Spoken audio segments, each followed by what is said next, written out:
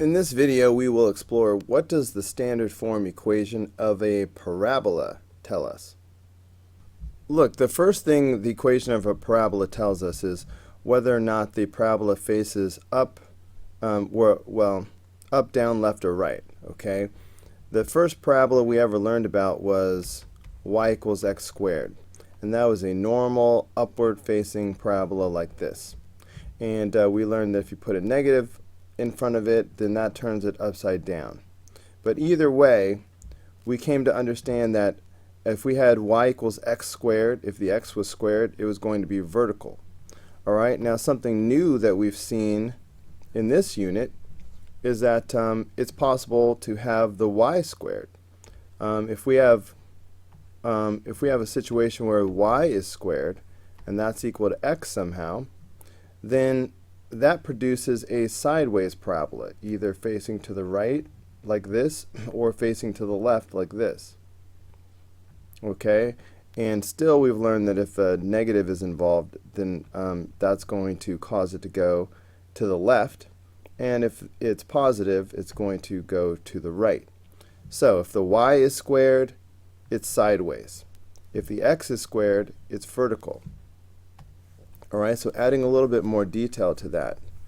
Here's the standard form equation of a parabola. Well, here's two versions of it based on what I just said to you. First, let's do the version where the x is squared. In general, we can have x minus h squared is equal to 4p, didn't leave myself enough space. Okay, x minus h squared is equal to 4p times y minus k not squared. For a parabola, only one of the variables is going to be squared. All right, and on the other hand, I could have y minus k squared is equal to 4p times x minus h not squared. Whoa. Oops, yeah, didn't I clearly just say x minus h not squared? But then I went ahead and wrote the squared anyway, so obviously that was a mistake. So I'm just inserting this into the video.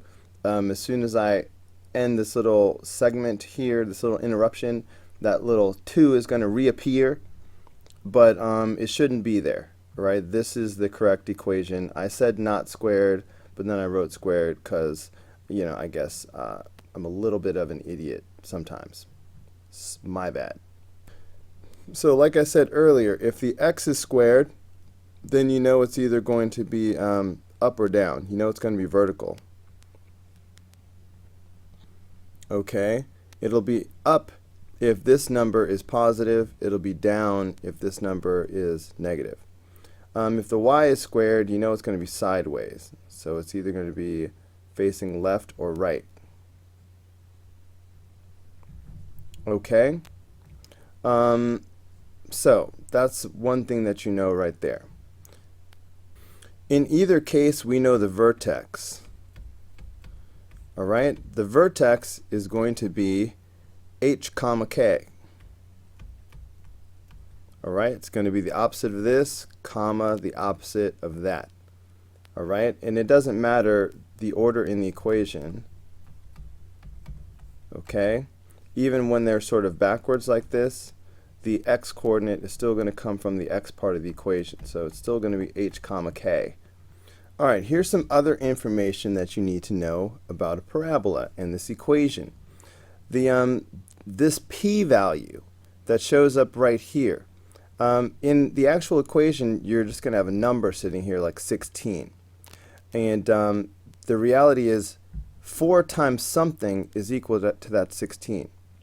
And in this case, 4 times 4 equals 16. That tells us the p-value is 4. Now here's where the p-value shows up. There's this element that's called the focus, this point that's called the focus, that sits inside of the parabola. And the focus is going to be p away from the vertex. So if I go 4 units into the parabola, that's going to be the focus. If I go p units in the other direction, in this case 4 units in the other direction, and draw a line, that line is called the directrix. And all of these things help me to draw the parabola. Now, one other thing. There's something called the focal width. The width of the parabola at the level of the focus is always going to be 4p. In other words, this number here, the 16, that's the focal width. That means at the focus, this has got to be 16 across. That means 8 to the left and 8 to the right. That's going to help me draw the parabola. So we're going to have to be able to find all these things. The p-value allows me to find the directrix and the focus and the focal width. Okay, so look at number 5. Anytime they are giving you information like the focus, the directrix, what we need more than anything is a picture.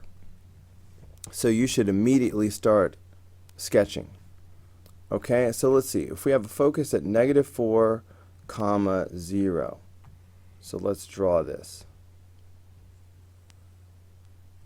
Okay, -4. So 1, 2, 3, 4. -4, 0. This is going to be my focus, which I always draw in green for some reason. The directrix is at x equals 4. So that's going to be 4 in the other direction. So 1, 2, 3, 4. X equals a number is always a vertical line, so just get used to that. Okay, so x equals 4, so here's my directrix.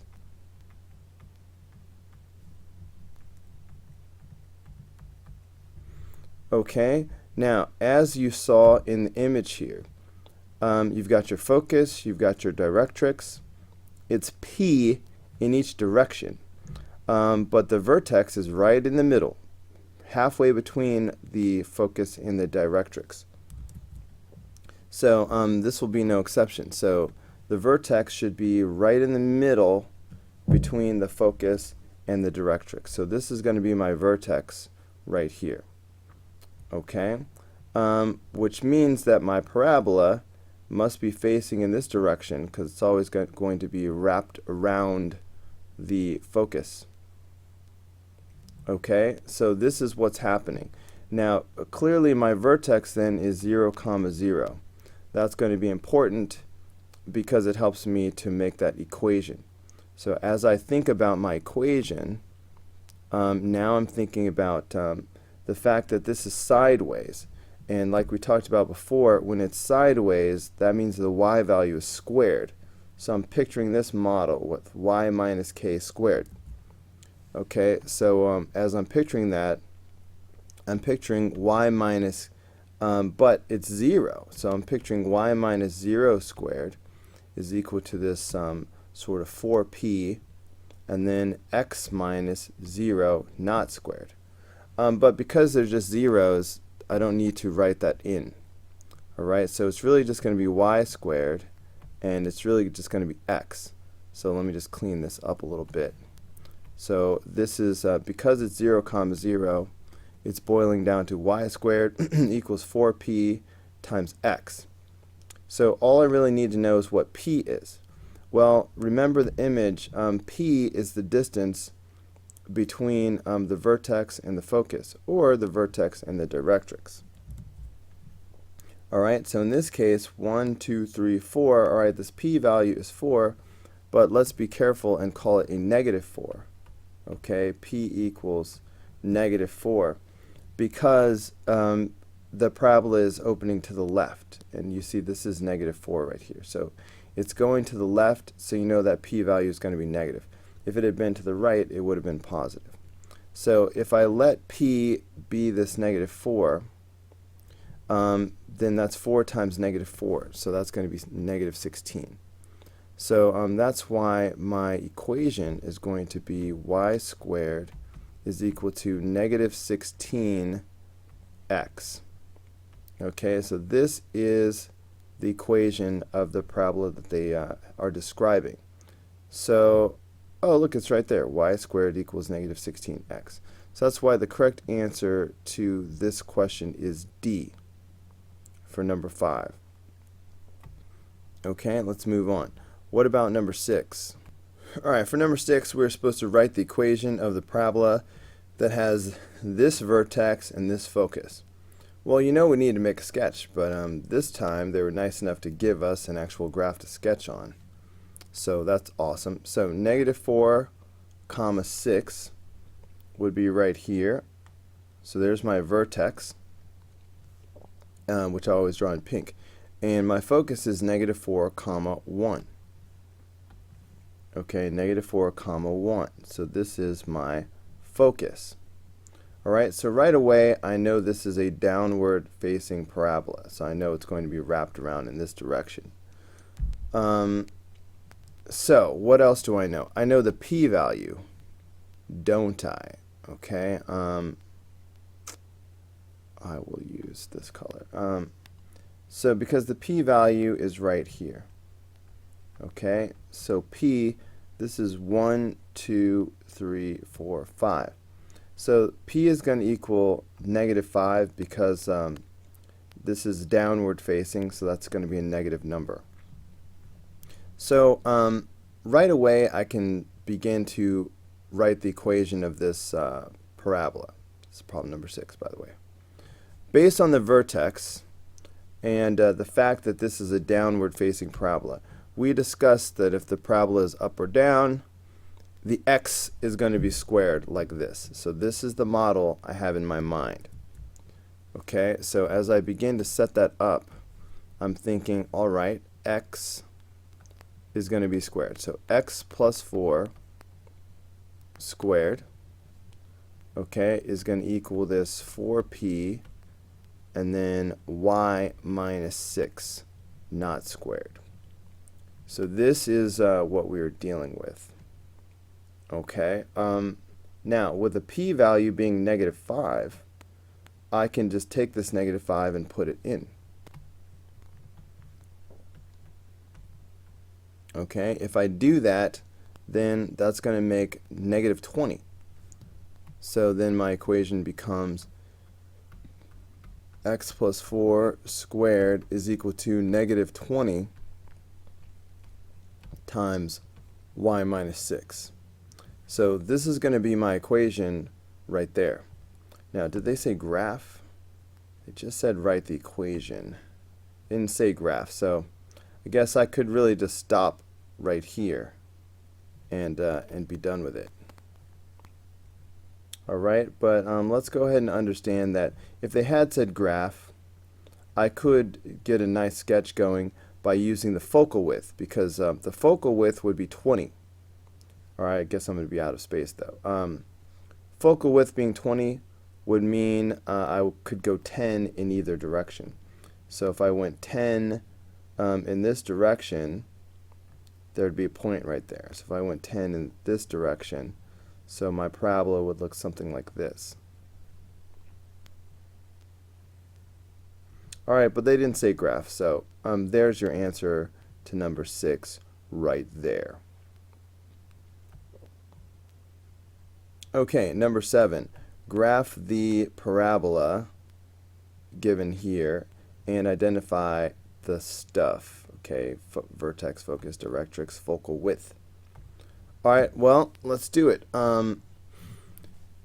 Right away, we know that this is going to be a downward facing parabola. I'm just going to write that down because it's down. And I know that because the x is squared. So the x being squared tells me it's either up or down. This number tells me whether it will be, in fact, up or down. And see the negative there? That tells me it's going to be down. Now, as far as the vertex, I'm going to get right here. Okay, it's going to be +3, -1.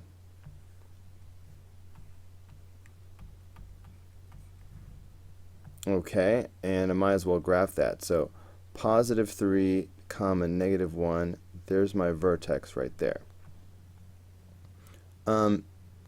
Now, the p-value is what I'm going to need next. So I know that this number is 4p. So I can say that 4p will equal negative 8. If I go ahead and divide both sides by 4, that's going to give me p is equal to negative 2. Now what does that tell me? That tells me that I'm going to move down. Remember, I already know it's down, but now I know to go down 2. Alright, from the vertex. So if I go down 2, that means my focus is right here. So that's the point 3 comma negative 3. So that's my focus.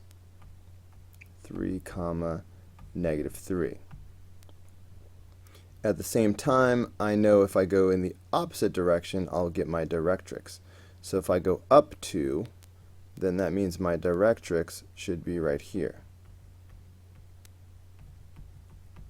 Alright, a horizontal line is y equals. In this case, y equals 1. Okay, now the focal width is this number right here, but absolute value, no negative sign. So the focal width is in fact 8. Positive 8. The focal width is always positive.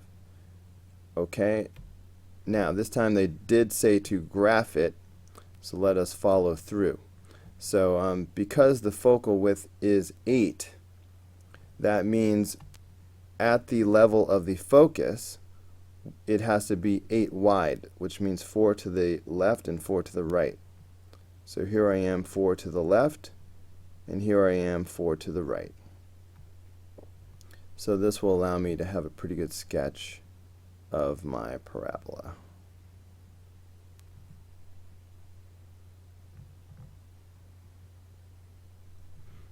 Okay, and that is it for number 7.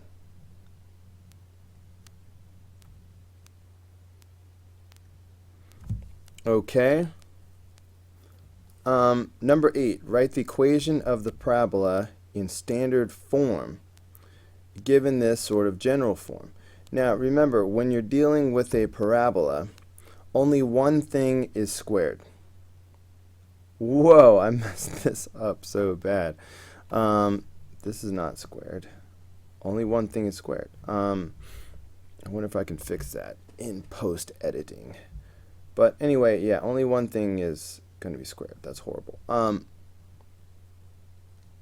So because only one thing is going to be squared, it's either going to be the x is squared or the y is going to be squared. So in this case, I see that the x is squared. That means the y is not going to be squared. So see how it is? The thing that's squared you keep on the left, and everything else goes on the right. So in this case, since the x is squared, I'm going to keep the x squared stuff on the left, and everything else has to go to the right. So that's why I am going to move this stuff away by doing plus 4y on both sides. Okay, that'll cancel these out. And I'm going to do plus 31 on both sides. That'll cancel those out. Okay, so that's going to give me